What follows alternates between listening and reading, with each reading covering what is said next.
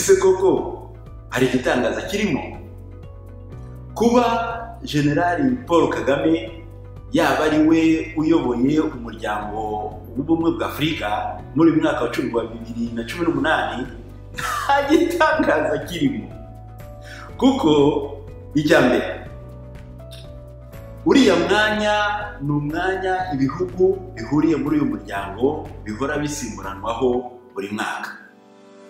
Ubu rero cyari igihe cy'u Rwanda. Icyemezo cy'uko u Rwanda ruzayobora cyafashwe mbere y'uko amatora y'umukuru w'igihugu yari ateganijwe mu Rwanda mu mwaka ushize wa 2012 mu kwezi kwa munani.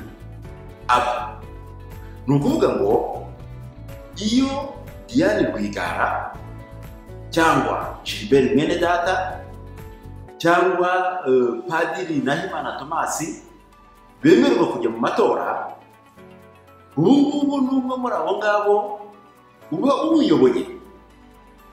Icya kabiri, kuba Generali Paul Kagame yaba ari we uyoboye umuryango w'ubumwe bwa Afurika n'agashya karimo. None se ko abanyagitugu nka Idi Amin Dada wari warayogoje Ubugande ko nawe yawuyoboye mu mwaka w'1975-76, yewe na Robert Mugabe uyu nguyu uvuyeho ejo bundi abaturage ba Zimbabwe bamuha urw'amenyo nawe yaramuyoboye muri 2015.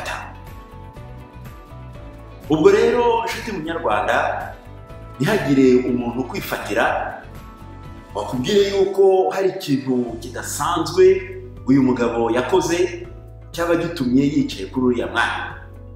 Icyo cyaba ari ikinyoma.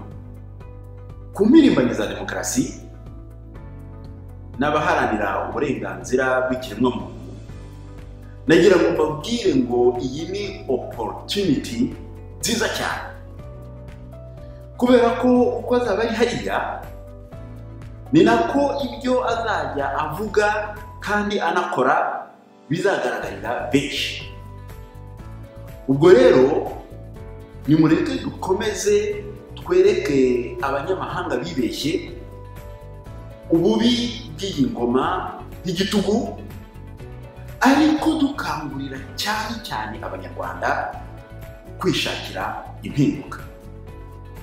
Komeza umuheto.